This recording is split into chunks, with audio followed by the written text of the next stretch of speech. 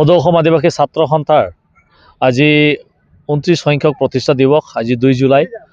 আৰু আজিৰ দিনতে 2 জুলাইত 1996 চনতে এই পবিত্ৰ সংগঠন সদৌ অসম আদিবাসী ছাত্ৰ সন্থা আমাৰ প্ৰয়াত স্বৰ্গীয় আদিবাসী জাতীয় পিতা জাষ্টিন লাকৰাৰ আৰু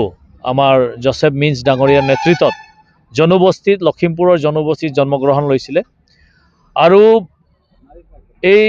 আচাৰ জন্ম আমি সকলোৱে জানো যে 1996 চনত যি গোষ্ঠীগত সংঘৰ্ষ হৈছিল সেই গোষ্ঠীগত সংঘৰ্ষৰ পাছতেই এই জন্মগ্ৰহণ কৰিছে আৰু আমাৰ 8000তকৈও অধিক আমাৰ আদিবাসী জনগোষ্ঠীয়ে নিজৰ তেজ বলিদান দিবলগীয়া হৈছে আৰু তেতিয়াৰ পৰাই আদিবাসীৰ সুৰক্ষাৰ কাৰণে আদিবাসী ৰাইজৰ যি সাংবিধানিক সুৰক্ষা সামাজিক সুৰক্ষা তেওঁলোকৰ যি শিক্ষা দানৰ কাৰণে আদিবাসী সমাজ যাতে মান সন্মানেৰে নিজৰ সম মৰ্যাদাৰে জীয়াই থাকে তাৰ কাৰণে আদিবাসী সমাজে যাতে তেওঁৰ লোকে বসবাস কৰা যি ভূমি আছে সেই ভূমিৰ মালিকাধীন বা ভূমিৰ যি পট্টা আছে সেই পট্টা যাতে তেওঁলোকে পাব পাৰে ভূমিৰ অধিকাৰ যাতে পাব কাৰণে এই গোটেই বিষয়বিলাকৰ কাৰণে সদৌ অসম আদিবাসী ছাত্ৰ সন্থাৰ জন্ম হৈছিল যাতে আদিবাসী অসমত থকা আদিবাসীসকলক যে এই গোটেই বিষয়বিলাকৰ ওপৰত যে সুৰক্ষা দিব পাৰে আৰু বিশেষকৈ আদিবাসীসকলৰ যি সাংবিধানিক আৰু সামাজিক সুৰক্ষা আছে এই সাংবিধানিক আৰু সামাজিক সুৰক্ষা যাতে সদৌ অসম আদিবাসী ছাত্ৰ সন্থাই দিয়াব পাৰে তাৰ কাৰণে এই সংগঠনটো জন্ম হয় আমি সদৌ অসম আদিবাসী ছাত্ৰ সন্থাই যেহেতু আমি এটা ছাত্ৰ সংগঠন হিচাপে আমি আন্দোলন কৰি আছো আৰু আমাৰ আন্দোলনটো হ'ল যে আদিবাসী ৰাইজে তেওঁলোকৰ যি মান মৰ্যাদা অধিকাৰ যি আছে সেইখিনি পাব লাগে বিশেষকৈ সাংবিধানিক অধিকাৰ আমাৰ জনজাতিকৰণৰ অধিকাৰ যিখিনি আমি পাব লাগিব আমাৰ যি চাহ শ্ৰমিকসকলে আজিও মাত্ৰ 250 টকাৰ বেতনত পাই আছে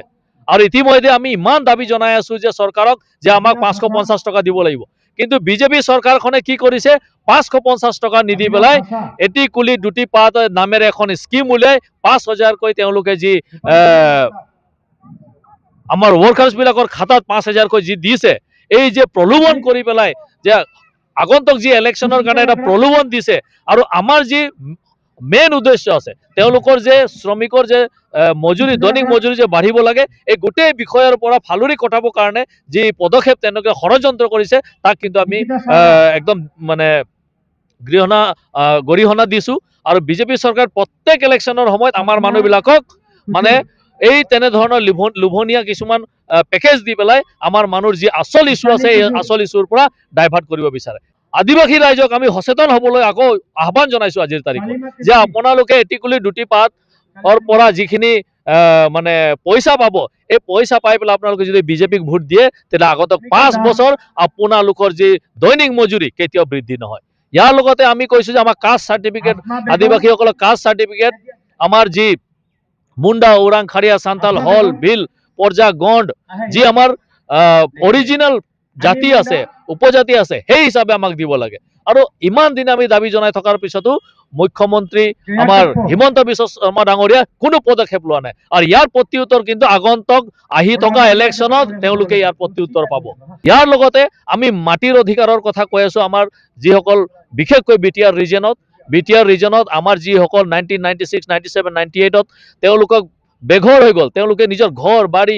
মাটি বাৰী এৰি পেলাই তেওঁলোকে ক'বাত নহলে ক'বাত থাকিবলগীয়া হৈছে আজিলৈকে তেওঁলোকৰ সংস্থাপন কৰি দিয়া নাই তাৰ কাৰণে আমি ইমান বছৰ আজি দাবী জনাই আছো আজি 29 বছৰ হৈ গ'ল 29 বছৰ পাছতো তেওঁলোকে যদি সংস্থাপন নাপায় সেইটো কিন্তু এটা বহুত লাজ সেইকাৰণে যেনেকৈ কংগ্ৰেছৰ গাদীৰ পৰা আমি নমাব যদি পাৰিছো আৰু বিজেপিকো যে আমি নমাব নোৱাৰো তাৰ কোনো প্ৰশ্ন নাই আমি ইচ্ছা কৰিলে সদৌ অসম আদিবাসী ছাত্ৰ সন্থাই সকলো কৰিব পাৰিব আৰু ইচ্ছা কৰিলে আদিবাসী ৰাইজে সকলোখিনি কৰিব পাৰিব তাৰ কাৰণে আমি দাবী জনাইছো আৰু আমাৰ যিখিনি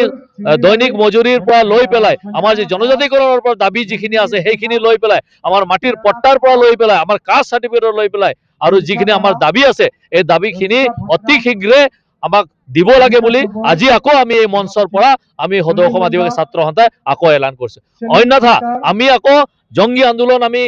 কৰি যাম আমি যি গণতান্ত্ৰিকভাৱে আমি আন্দোলন কৰি থাকিম আৰু ইয়াৰ প্ৰত্যুত্তৰ আমি ইলেকশ্যনৰ সময়ত কেনেকৈ প্ৰত্যুত্তৰ দিব লাগে ইয়াৰো কাৰণে আমি সাজু হৈ আছো। ধন্যবাদ।